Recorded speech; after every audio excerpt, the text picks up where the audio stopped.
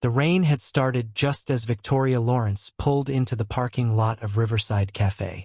She sat in her silver Mercedes for a full 3 minutes, hands gripping the steering wheel, watching the droplets race down her windshield like the doubts racing through her mind. In the back seat, her son Cameron sat quietly in his specialized car seat, his 11-year-old face pressed against the window. His legs, thin and motionless beneath his Batman hoodie, hadn't moved on their own in 7 years. Not since the accident that had taken his ability to walk and her husband's life in one devastating moment. "Mom, we can still go home," Cameron said softly.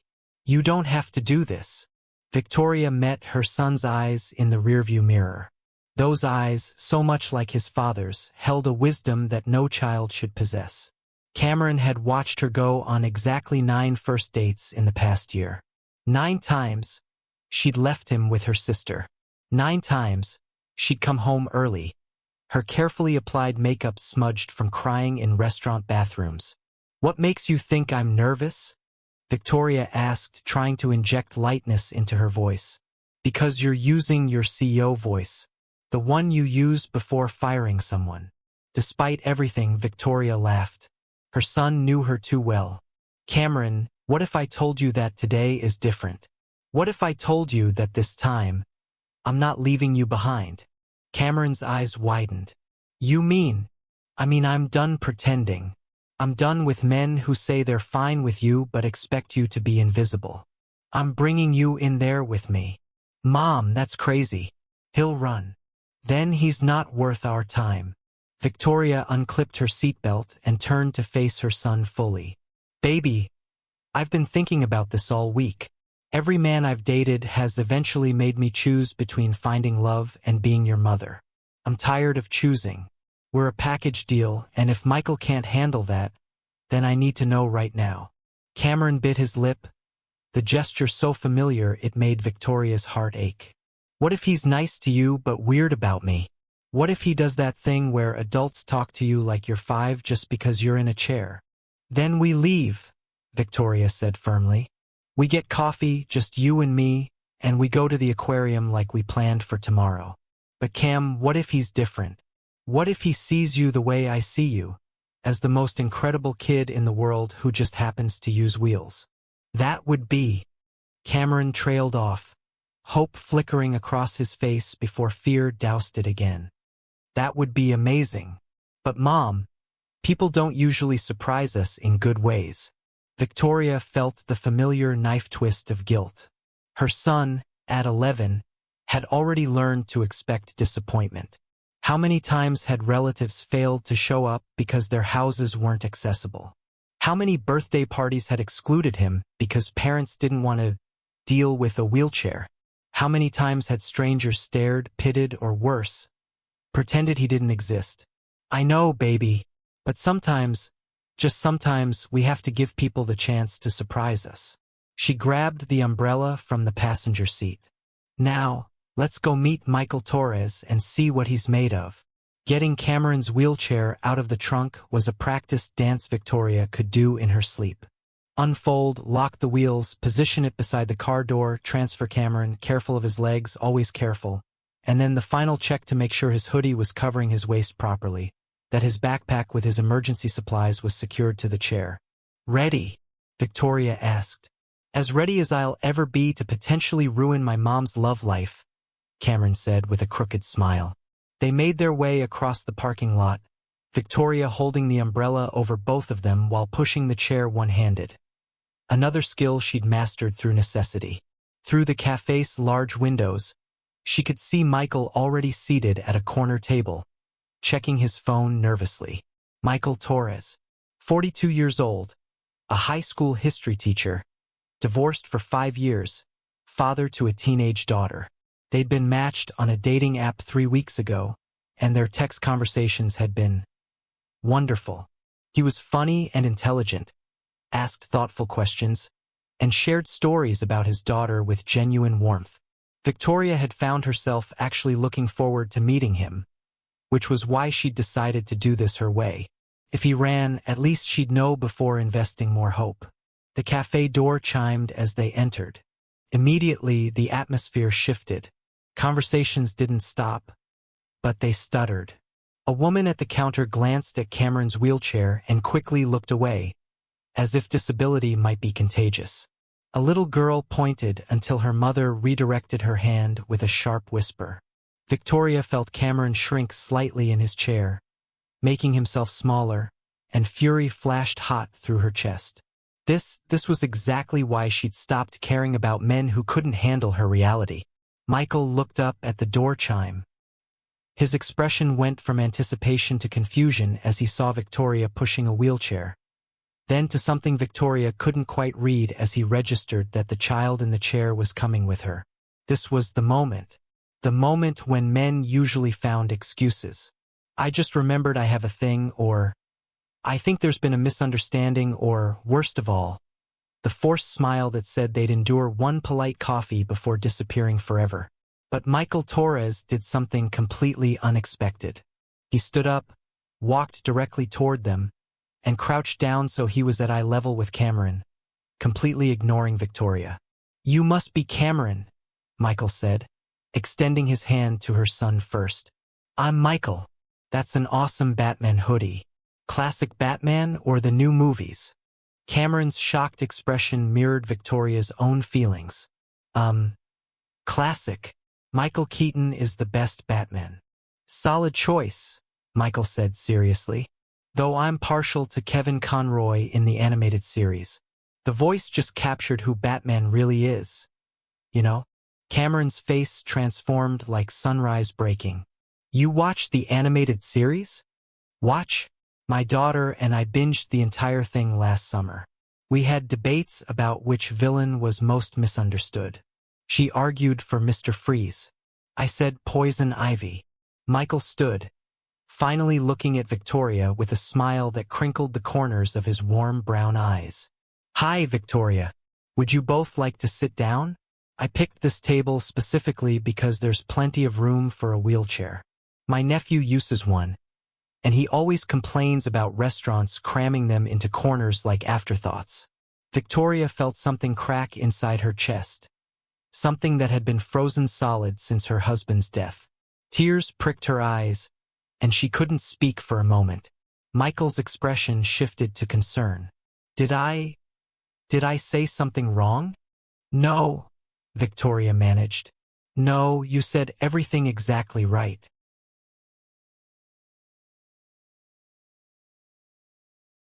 They settled at the table. Michael had indeed chosen perfectly, with space for Cameron's wheelchair to fit naturally rather than awkwardly jutting into the aisle. As Victoria removed her coat, she watched Michael interact with Cameron, and something profound shifted in her understanding of what this meeting might become. "So," Michael said, pulling out his phone, "I have to show you something. My daughter Riley drew this last week." He turned the screen to show an elaborate pencil sketch of the Batmobile. "She's 15 and obsessed with design. Wants to be an automotive engineer." "That's incredible," Cameron breathed, leaning forward to study the details. "The wheels are perfect. Most people don't get the proportions right." "You draw?" Michael asked. "Sometimes. Mostly buildings and cityscapes. I like architecture." "Cameron's being modest," Victoria interjected, finding her voice. "He's extraordinarily talented. He won a citywide youth art competition last year." Michael's eyes lit up. "That's amazing. What was the winning piece?" Cameron's cheeks flushed. It was a drawing of the city skyline at sunset, from the perspective of someone looking up from street level. "I used colored pencils and—" He stopped himself. "Sorry, I get too into it." "Don't apologize for passion," Michael said firmly. "My daughter's the same way. Get her started on torque ratios and suspension systems, and she won't stop for an hour." He grinned. "It's one of my favorite things about her." A barista approached their table, a young man who couldn't have been older than 20. His eyes flickered to Cameron's wheelchair, and his smile became stiff. "What can I get for you folks?" "I'll have a cappuccino," Victoria said. "Cameron, your usual?" Hot chocolate with extra whipped cream, please. The barista nodded, still not quite looking at Cameron. And for you, sir? Black coffee, thanks. Michael waited until the barista left before leaning toward Cameron conspiratorially. Okay, I have to ask. Extra whipped cream.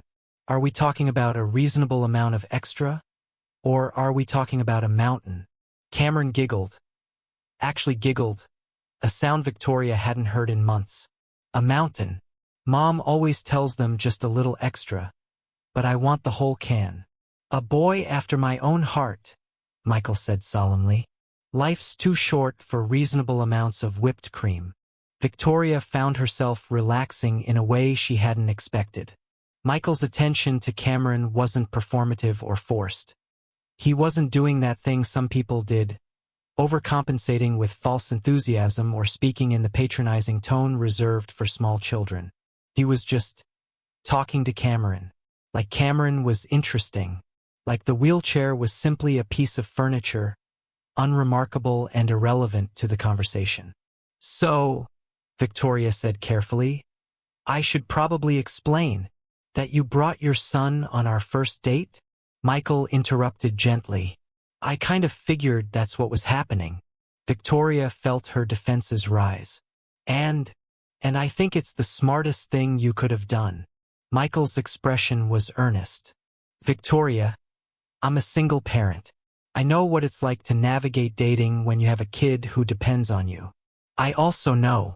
He paused, choosing his words carefully. I know what it's like when people make assumptions about your family that aren't fair. What do you mean? Cameron asked, his young voice curious but guarded. Michael pulled out his phone again, swiping to a different photo. It showed him with a teenage girl who had bright purple streaks in her dark hair, both of them grinning at the camera. But what caught Victoria's attention was the girl's left arm, or rather, the prosthetic where her left arm should have been. This is Riley, Michael said quietly. She lost her arm in the same car accident that ended my marriage. Her mother couldn't handle it. Couldn't handle watching Riley struggle through physical therapy. Couldn't handle the stares. Couldn't handle having a daughter who was different from the perfect child she'd imagined. She left us when Riley was 10. The silence at the table was profound. I'm sorry, Victoria whispered. Don't be. Riley and I are better off. But I learned something important through all of it. Michael looked directly at Cameron. I learned that people will judge you for things you can't control, and those people aren't worth your time. I also learned that the right people, the people who matter, see past the surface to who you really are. Cameron studied Michael with the intensity of a child who'd been hurt too many times to trust easily. Does Riley get stared at? All the time, Michael said honestly. Especially when she's playing basketball. She's on her school team, and opposing teams always underestimate her. Then she scores 15 points and suddenly no one's staring at her arm. They're staring at her skill. That's awesome, Cameron said, and Victoria heard real admiration in his voice. The barista returned with their drinks. Cameron's hot chocolate did indeed arrive with a mountain of whipped cream, and the boy's face lit up with pure joy. Victory, he whispered, and Michael laughed. A warm, genuine sound that made Victoria's stomach flip in a way she'd forgotten was possible. So, Victoria, Michael said, turning his attention to her while Cameron attacked his whipped cream, I have a confession. I almost canceled today. 3 times, actually. Victoria's heart sank. Oh, not because I didn't want to meet you, he added quickly. But because I was terrified of telling you about Riley. I thought maybe if I waited a few dates, eased you into it. But then I realized that's not fair to anyone. If someone can't handle the fact that my daughter is differently abled, they can't handle being part of our lives. Better to know that immediately than to invest emotions and time into something that's doomed. I brought Cameron for the exact same reason, Victoria admitted. I'm tired of hiding the most important part of my life to make men comfortable. This is who we are. Cameron and I are a team, and if that's too complicated for someone, I need to know on day one. You're a CEO, right? Michael asked. Tech Vision Solutions? Yes. How did you? I might have Googled you, Michael said with a sheepish smile. Not in a creepy way. Just due diligence. I read about your husband. I'm so sorry, Victoria. The familiar ache settled in Victoria's chest. It was 7 years ago. Drunk driver ran a red light. James died instantly. Cameron survived, but his spinal cord was damaged. The doctor said we should be grateful he was alive. And of course I am. But her voice cracked. Michael reached across the table, stopping just short of taking her hand. But grief and gratitude can coexist, and people don't always understand that. Exactly, Victoria breathed. Everyone kept telling me to be strong for Cameron, to focus on his recovery, to be thankful it wasn't worse. And I am, but I also lost my husband and watched my son lose the use of his legs, and sometimes I just wanted permission to fall apart. Did you get it? Michael asked softly. Eventually. My therapist was very insistent. Victoria smiled through her tears. Cameron got therapy too. We both needed it. Riley sees someone too, Michael said. It's been incredibly helpful. She had a lot of anger at first. At the driver who hit us, at her mother for leaving, at the world for being so inaccessible and judgmental. Therapy gave her tools to process all of that. Cameron had been listening quietly while decimating his whipped cream. Now he spoke up. Do kids at school give Riley a hard time? Sometimes, Michael answered honestly. There are jerks everywhere. But Riley's developed this amazing confidence. Last month, a kid made a joke about her arm, and she looked him dead in the eye and said, I may have one arm, but at least I have 2 brain cells. What's your excuse? The entire cafeteria heard it. Cameron laughed so hard he snorted into his hot chocolate, which made him laugh harder. Victoria watched her son truly laugh, truly relax, and felt something she hadn't felt in years. Hope, can I ask you something? Cameron said to Michael, his voice more serious now. Do you ever wish Riley wasn't different? Michael's expression softened. You know what? I used to, especially right after the accident. I'd watch old videos of her dancing or playing soccer, and I'd feel this crushing grief for the life she'd lost. But then one day, Riley caught me watching those videos and crying. She was 12. And you know what she said? Cameron shook his head. She said, Dad, that girl in the video? She's gone. I'm still here, and I'm pretty awesome. Stop mourning someone who doesn't exist anymore and start appreciating who I am now. She was 12 years old, and she had more wisdom than most adults I know. She sounds incredible, Victoria said. She is. And honestly, losing her arm made Riley more compassionate, more determined, more aware of how privileged she'd been before. She volunteers at an adaptive sports program now, helps younger kids learn to play basketball with prosthetics. She's founding a club at her school to advocate for better accessibility. She's becoming this incredible advocate and activist, and I don't think that version of Riley would exist if the accident hadn't happened. Michael paused. That doesn't mean I'm glad the accident happened, but I'm grateful for who Riley has become because of it. Victoria felt tears streaming down her face. I needed to hear that. I've been so focused on what Cameron lost that sometimes I don't see what he's gained. Resilience, empathy, creativity born from finding new ways to experience the world. Mom, Cameron said, his own eyes wet. I see it. I know I'm different than I was before, and honestly, I think I'm better. Not because being in a wheelchair is better, but because it taught me things. It taught me who really cares about me and who just liked the kid who could run fast. It taught me patience. It taught me to appreciate things other people take for granted. He looked at Michael. I bet Riley knows exactly what I mean. She absolutely does, Michael confirmed. You two would get along great, actually. Really? Cameron's face lit up with hope so naked it made Victoria's heart ache. Really? She doesn't have a lot of friends who understand what it's like to be stared at or excluded. She'd love to meet someone who gets it. Michael pulled out his phone. Actually, do you mind if I text her? I think she'd want to know about you. That would be amazing, Cameron breathed.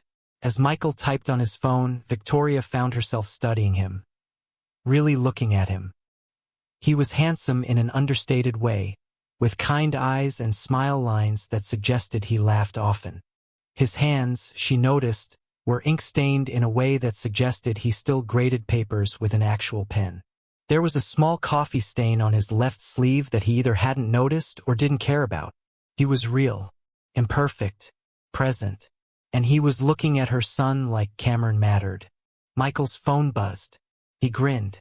Riley says, and I quote, "OMG Dad, stop embarrassing me by showing strangers my art."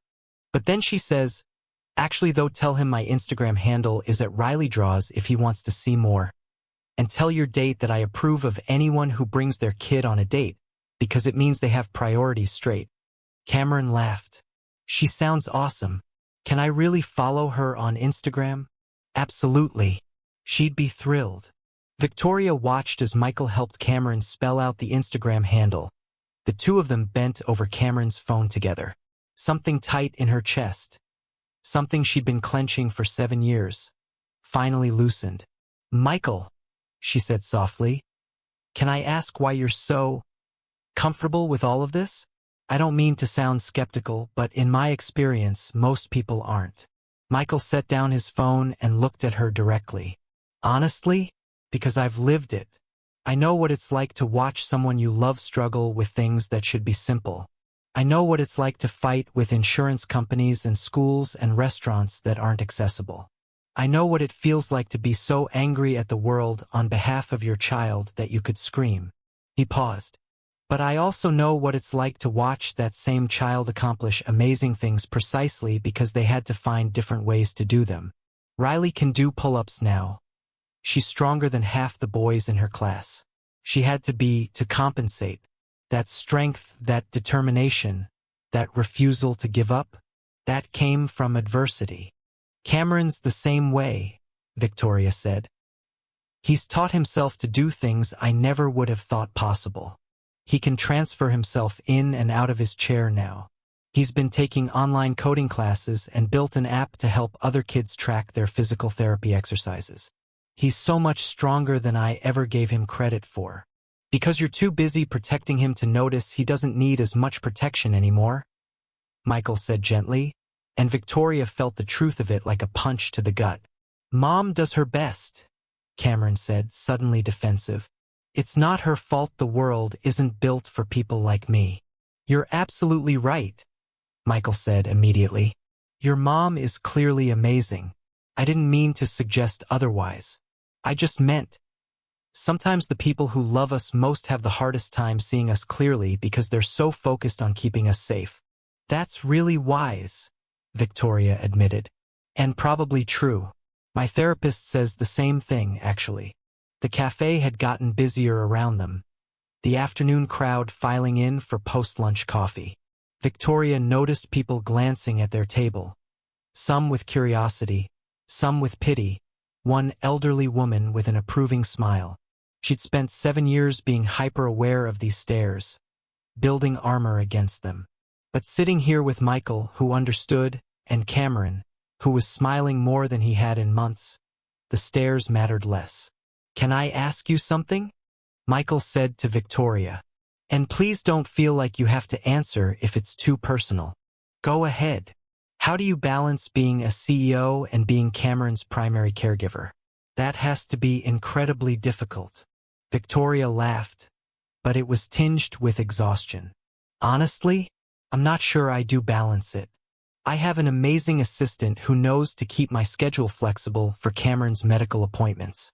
I work from home 2 days a week. I pay a premium for excellent after-school care at a facility that's fully accessible and staffed by people who actually see Cameron as a person, not a liability. And I survive on about 5 hours of sleep a night."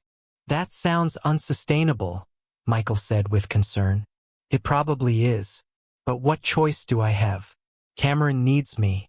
My company needs me. I can't give up either one." "What about help?" Family? My sister helps when she can, but she has 3 kids of her own. James's parents, they love Cameron, but they've never fully accepted his disability. They keep talking about miracle cures and experimental treatments, as if Cameron is broken and needs fixing rather than being perfect exactly as he is. I have an uncle like that, Michael said. Keeps sending Riley articles about bionic arms and how soon she'll be normal again. As if normal is the goal. As if Riley isn't already extraordinary. Cameron had been listening to all of this with the intense focus of a child who understood he was the subject of adult conversation but was too polite to interrupt. Now he spoke up. Michael, do you ever get tired of people treating Riley like she's inspirational just for existing? Michael's laugh was rueful. All the time. Riley hates it. Someone told her last week that she was so brave for going to the grocery store. And she said, I'm not brave. I'm hungry. There's a difference. Both Victoria and Cameron burst out laughing. I love her already, Cameron declared. She'd love you too, Michael assured him. Then, to Victoria, I know this is probably moving too fast, but would you both be interested in getting dinner? There's a fantastic Italian place about 10 minutes from here, fully accessible. I've been there with Riley. They have this amazing pasta that Cameron might like, and it would give us more time to talk. Victoria looked at her son, a question in her eyes. Can we, Mom? Please. She'd planned to keep this first meeting short, to have an escape route ready in case things went poorly. But things weren't going poorly. Things were going better than she'd dared to hope. Yes, Victoria said, smiling. Yes, let's do that.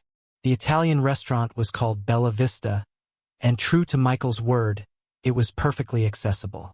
The hostess greeted them warmly and led them to a spacious booth without any awkward maneuvering or pointed looks at Cameron's wheelchair. As they settled in, Cameron pointed to a painting on the wall, a stunning landscape of the Italian countryside. That's really beautiful. Do you think it's an original? Good eye, Michael said. The owner's daughter is actually a professional artist. She did all the paintings in here. The owner told me once that after his daughter's art show was rejected by several galleries, he decided to create his own gallery right here in his restaurant. Now her work is seen by hundreds of people every week, and she's gotten multiple commissions from diners who saw her paintings while eating pasta. That's amazing, Cameron said. So he didn't accept people telling his daughter no. He just found another way. Exactly, Michael said, and Victoria heard the lesson underneath the story. The same lesson she tried to teach Cameron every day, that closed doors just meant you needed to find a different entrance. When the waiter arrived, he crouched down to Cameron's level to explain the specials, treating him like any other diner rather than directing all questions to Victoria. It was such a small thing, but it meant everything. After they'd ordered, Michael's phone buzzed. He glanced at it and smiled. Riley wants to video call. She's dying to meet you both. Is that okay? Yes, Cameron said immediately. Michael answered the call, and suddenly a teenage girl's face filled the screen. Dark hair with those purple streaks, bright eyes, and a mischievous grin. Dad, you're the worst at angles. I can only see your forehead. Better. Michael adjusted the phone. Much. Hi. You must be Victoria and Cameron. I'm Riley. And my dad has apparently decided to become the most embarrassing human alive by making me video call his date. Nice to meet you, Riley, Victoria said, already charmed. Your artwork is incredible. Thanks. Cameron, I saw you followed me on Instagram. Your cityscape drawings are insane. How do you get the perspective so accurate? Cameron's entire face lit up. I use a grid method and a lot of patience. It takes forever, but I like the detail work. We should collaborate sometime. I'm terrible at buildings, but I'm really good at people. Maybe we could combine styles. That would be so cool. Riley and Cameron fell into an animated discussion about art techniques, while Michael and Victoria watched with matching expressions of parental pride. Your daughter is wonderful, Victoria whispered. So is your son, Michael whispered back. They're going to be trouble together, aren't they? The best kind of trouble. When the food arrived, Riley said goodbye, but not before extracting promises from Cameron to send her his recent drawings and from Victoria to make sure my dad doesn't mess this up because he really likes you and he's smiling more than he has in a long time. After she hung up, Michael looked sheepish. Sorry about that. Riley has no filter. Don't apologize, Victoria said. I love her honesty. And for the record, I like you too. I'm also smiling more than I have in a long time. Cameron grinned around a mouthful of pasta. You two are being gross, but in a good way. Gross? Michael asked, mock offended. You know what I mean. Adult gross. The kind where you make eyes at each other and think I don't notice. Victoria felt her cheeks heat. Cameron. What? It's true. Michael laughed. Kids got a point. I was definitely making eyes. The dinner continued with easy conversation flowing between all three of them. Michael shared stories about his history students, and Victoria talked about the challenges of running a tech company in a male-dominated industry. Cameron told them about his coding project and his dream of one day designing accessible technology that would make life easier for people with disabilities. That's an incredible goal, Michael said seriously. The world needs more people thinking about universal design. That's what I tell him, Victoria said. Cameron, you could really change things for people. That's the dream, Cameron said. But Victoria heard the uncertainty underneath. If I can figure out how to make it work, if people take me seriously. They will, Michael said firmly. You know why? Because you're passionate, you're smart, and you have personal experience with the problems you're trying to solve. That combination is powerful. Riley faces the same doubts sometimes, wondering if people will take her seriously as an engineer because of her prosthetic. But I always tell her that her perspective is exactly what the world needs. Same goes for you. Cameron looked at Michael with something close to hero worship. Did anyone ever tell you that you're really good at this whole encouraging kids thing? It's literally my job, Michael laughed. I've had a lot of practice. Well, you're good at it, Cameron said decisively. When the check came, there was a brief, polite argument about splitting it that Victoria won by virtue of grabbing the bill first. You can get the next one, she said, then realized what she'd implied. I mean, if there is a next one. If you want there to be a next one. I definitely want there to be a next one, Michael said. And a next one after that. And probably several more after that, if you're interested. I'm interested, Victoria said softly. Gross, Cameron said again, but he was grinning. In the parking lot, as they prepared to go their separate ways, Cameron surprised everyone by asking, Michael, would you want to come to my art show next month? It's at my school. I have 3 pieces in it. Michael's expression went soft. Cameron, I would be honored to come to your art show. Really? Really? Text me the details and I'll be there. Can Riley come too? Yes, Cameron said emphatically. Victoria felt tears threatening again. Her son, who'd been so guarded, so careful with his trust, was opening up to this man who'd shown them both that not everyone would run. Victoria, Michael said, I know this might be too much, but my school is having a family day next Saturday. It's this fun event where teachers' families come and students get to meet everyone. Riley usually comes alone with me, but if you and Cameron wanted to join us, we'd love to, Victoria said before she could overthink it. Yeah, Cameron added. Can I meet your students? They'd love you, Michael said. Fair warning. They're high schoolers, so they're dramatic and loud and will probably interrogate you about everything from your favorite superhero to your opinion on whether pineapple belongs on pizza. It doesn't, Cameron said solemnly. Oh, thank God. Michael breathed. Victoria, please tell me you agree. Riley thinks it does, and I need someone on my side in this debate. Team no pineapple, Victoria confirmed, and Cameron high-fived her. Michael laughed, the sound warm and genuine in the cooling evening air. This is going to work out great. As they said their goodbyes and Victoria loaded Cameron back into the car, her son was practically vibrating with excitement. "Mom," he said as she buckled him in, "I really like him." "Me too, baby. And Riley is so cool. Did you see her drawings? She's so talented, and she's confident, and she doesn't seem scared of anything. She reminds me of someone else I know," Victoria said, kissing Cameron's forehead. "Are you going to marry him?" Cameron asked with the bluntness of an 11-year-old. "Cameron, we just met him today." "So? You like him? He likes you. He's nice to me. He understands about wheelchairs and accessibility and all that stuff. And his daughter is amazing. Seems pretty perfect to me." Victoria laughed. "Maybe it is perfect, but let's take it slow, okay? We have time." "Okay," Cameron agreed. Then, "But Mom, thanks for bringing me today. Thanks for not making me stay home." "Oh, baby," Victoria said, climbing into the driver's seat and turning to look at her son in the rearview mirror. "You are the most important part of my life. Any man who can't handle that doesn't deserve either of us. I'm done hiding you or apologizing for you or pretending you're not the most incredible kid in the world. I love you, Mom. I love you too."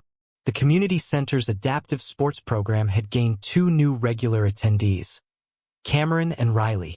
Despite their age difference, the two had become inseparable. Riley mentoring Cameron on basketball techniques adapted for his chair, Cameron showing Riley how to use digital art programs to create the designs she sketched by hand. Victoria and Michael sat in the bleachers, watching their kids laugh and compete and occasionally trash-talk each other with the easy affection of siblings. "Can you believe we almost didn't meet?" Michael said, his hand finding Victoria's. "I can't," Victoria admitted. "I almost canceled. I almost left Cameron at home. If I had, we wouldn't be here right now. I'm glad you took the risk." "Me too." On the court, Riley scored a basket and did a victory lap around Cameron, who immediately challenged her to a race. The coach laughed and set up a course, and soon both kids were racing with fierce determination and infectious joy. "Hey," Michael said softly, "I've been thinking about moving in together. Not right away, but eventually. Our lease is up in 3 months, and I keep thinking about how much easier life would be if we weren't splitting time between 2 houses. How much more time the kids could spend together. How much more time we could spend together." Victoria's heart raced. That's a big step." "I know. But Victoria, I love you. I love Cameron. Riley loves you both. And I think we could be really happy together." "I love you too," Victoria whispered. "And I think you might be right. Yeah, let's do it.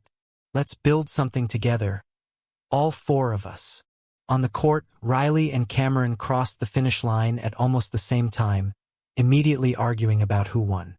The coach declared it a tie, which made both kids groan dramatically before dissolving into laughter. Victoria watched her son, her beautiful, brave, incredible son, and felt something she hadn't felt in 7 years: complete peace. They'd found their people. Their family had expanded in the most unexpected, perfect way.